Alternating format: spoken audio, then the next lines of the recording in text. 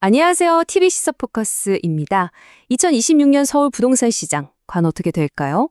정부가 정말 강력한 규제를 쏟아내고 있는데도 시장이 좀처럼 안정되지 않는 이유, 오늘 그 실체를 데이터를 통해 아주 명확하게 파헤쳐 보겠습니다. 이 혼란 속에서 우리가 반드시 알아야 할 핵심, 지금부터 짚어드리겠습니다. 오늘 저희 분석은요, 한 전문가의 이 진단에서부터 시작하려고 합니다. 서울 아파트 슈퍼사이클에 진입한 걸로 보입니다. 바로 이 슈퍼사이클이라는 단어, 이게 바로 오늘 우리가 파헤칠 서울 부동산 시장의 거대한 흐름을 푸는 가장 중요한 핵심 열쇠입니다. 네, 오늘 이 5가지 흐름에 따라서요, 현재 시장을 진단하고 또 미래를 전망하면서 바람직한 정책 대안까지 한번 모색해 보겠습니다. 바로 첫 번째 주제로 넘어가 보죠. 자, 첫 번째 파트, 슈퍼사이클의 서막입니다. 슈퍼사이클이라는 말, 대체 이게 뭘까요?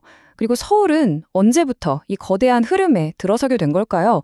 데이터를 통해서 직접 한번 확인해 보겠습니다. 먼저 슈퍼사이클의 개념부터 명확하게 짚고 가야겠죠? 이건 그냥 뭐 몇 달 오르고 마는 그런 단기 상승장과는 차원이 다른 이야기입니다. 공급 부족 같은 아주 근본적이고 구조적인 문제가 해결되기 전까지 장기간에 걸쳐서 쭉 이어지는 거대한 상승의 파도라고 보시면 돼요. 전문가들은 지금 서울시장이 바로 이 파도에 올라탔다고 분석하고 있는 겁니다. 그렇다면 그 시작점은 과연 언제였을까요? 머신러닝으로 분석한 결과를 보니까요. 상승 전환의 강력한 신호인 골든크로스가 2025년 3월 강남에서 가장 먼저 포착됐습니다. 근데 정말 놀라운 건 그 속도예요. 불과 한 달 만인 4월에 서울 전체로 이게 번졌고요.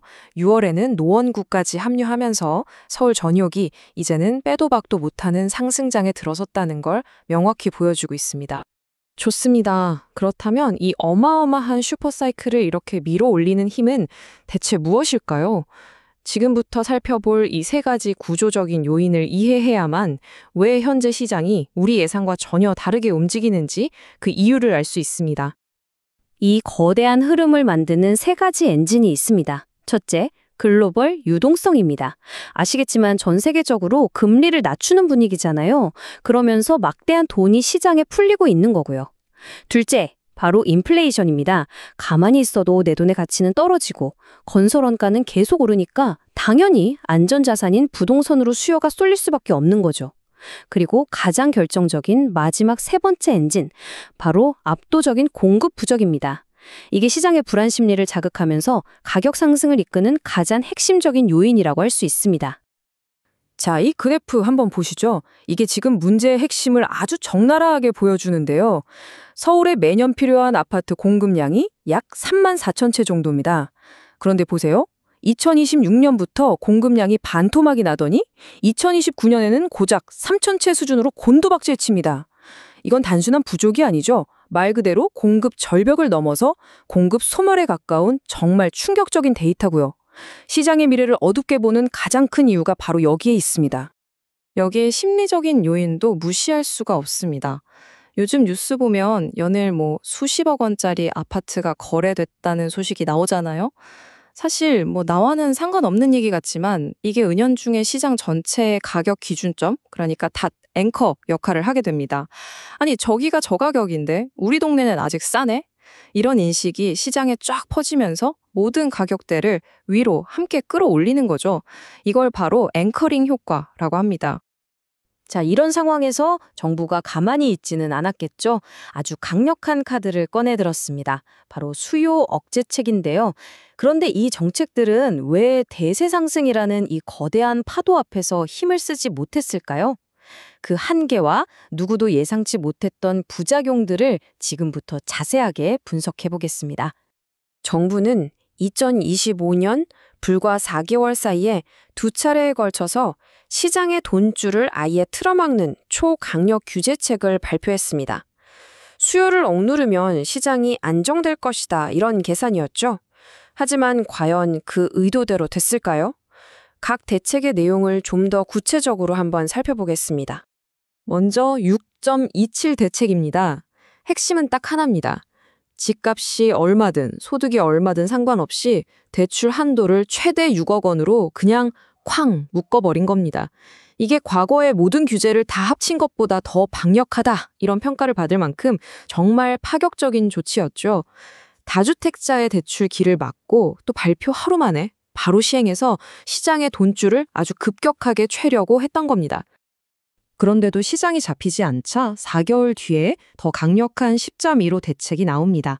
서울 전역을 3중 규제 지역으로 꽁꽁 묶고요. 대출 한도는 최대 2억 원까지 더 낮췄습니다. 심지어 나중에 금리가 오를 것까지 미리 계산해서 대출 가능액을 줄이고 총부채 원리금 상환 비율, 즉 DSR에 전세대출 이자까지 포함시켜서 사실상 빚낼 구멍을 아예 전방위적으로 막아버린 거죠. 정부의 계산은 아주 명확했습니다.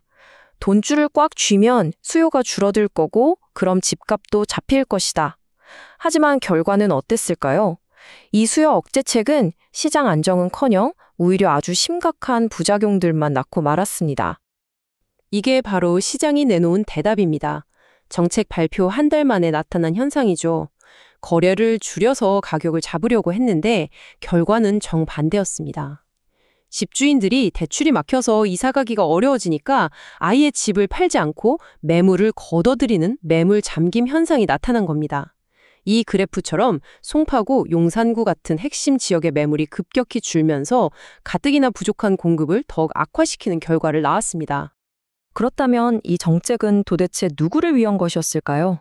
결과적으로 대출이 전혀 필요 없는 현금 부자, 그리고 부모님의 지원을 받을 수 있는 소위 금수저 청년들만 집을 살 수 있는 시장이 되어버렸습니다. 성실하게 돈을 모아서 내 집 마련을 꿈꾸던 중산층과 서민의 주거 사다리는 사실상 걷어차버린 셈이죠. 심지어 이런 규제를 전혀 받지 않는 외국인에게만 기회가 되는 역차별 문제까지 불거졌습니다. 이게 바로 전문가들이 이 정책을 실패를 넘어서 나쁜 정책이라고까지 비판하는 이유입니다. 자, 그럼 어떻게 해야 할까요? 전문가들은 한 목소리로 지적합니다. 문제의 진짜 원인은 과도한 수요가 아니라 압도적인 공급 부족이 있다고요. 수요를 억누르는 게 답이 아니라면 진짜 해법은 과연 무엇일까요? 김경민 교수의 이 한마디에 사실 해법의 핵심이 다 담겨 있습니다. 기존 아파트 시장에 과도하게 몰려있는 이 수요를 다른 곳으로 옮겨야 한다는 겁니다. 방법은 뭘까요? 바로 기존 주택보다 훨씬 매력적인 대규모 신규 분양 시장을 열어서 수요를 자연스럽게 분산시키는 것입니다. 이건 과거의 역사가 명확하게 교훈을 줍니다. 수요 억제 체계만 집중했던 시기에는 어김없이 가격이 폭등했습니다. 반면에 일기 신도시나 보금자리 주택처럼 시장의 기대를 뛰어넘는 대규모 공급이 이루어졌을 때는 어김없이 시장이 안정됐죠. 역사는 분명하게 말해주고 있습니다. 상승기에는 수요 억제가 아닌 공급 확대가 유일한 해법이라는 것을요. 무너져버린 주거 사다리를 복원할 새로운 대안도 제시됩니다. 바로 한국형 뉴 리츠라는 건데요. 리츠는 부동산 투자 신탁을 말하는데 이 모델은 사느냐 빌리느냐 이 두 가지 선택지를 넘어섭니다. 쉽게 말해서 내가 낼 보증금으로 그 집의 세입자로 살면서 동시에 그 집의 일부를 소유하는 주주가 되는 겁니다. 안정적인 거주는 물론이고 배당 수익과 나중에 집값이 오르면 시세 차익까지 얻을 수 있는 투자와 거주가 결합된 신개념 모델이라고 할 수 있죠. 좀 다른 관점의 제안도 있습니다. 바로 보유세 문제입니다. 이건 집값을 잡기 위해서라기보다는 조세 형평성 차원의 이야기인데요. 이 표를 한번 보시죠. 한국의 실효 보유세율은 약 0.1% 수준입니다. 미국의 8분의 1, 일본의 10분의 1 수준이죠. 심지어 10억 원짜리 아파트의 보유세가 3000cc급 고배기량 자동차 2대를 가진 것보다 세금이 낮다는 건 사실 상식적으로 납득하기 어렵습니다. 자산 가치에 맞는 공정한 과세를 위한 사회적 논의가 필요하다는 지적입니다. 자, 지금까지 슈퍼사이클의 동력부터 정부 정책의 한계까지 꼼꼼하게 짚어봤습니다.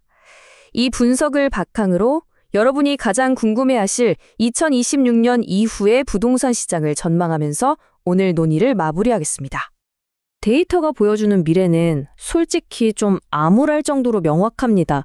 앞서 보셨듯이 2029년 서울의 아파트 입주 물량은 3,000채 수준으로 급감합니다. 이건 피할 수 없는 현실입니다. 그리고 그 차 충격은 당장 우리가 내는 전월세 시장에서부터 시작돼서 결국 매매 가격까지 밀어 올리는 연쇄 효과를 날 가능성이 매우 높습니다. 결국 다시 원점으로 돌아옵니다. 시장을 억지로 억누르는 단기적인 처방으로는 이 거대한 흐름을 바꿀 수 없습니다. 용산국제업무지구 개발 같은 시장의 기대를 완전히 뛰어넘는 과감하고 장기적인 공급 확대 전략만이 이 구조적인 문제를 풀 수 있는 유일한 열쇠일지 모릅니다. 심화되는 공급 부족, 여러분께서는 어떤 획기적인 대안이 필요하다고 생각하십니까? 오늘 분석이 여러분의 판단에 도움이 되었기를 바랍니다. 감사합니다.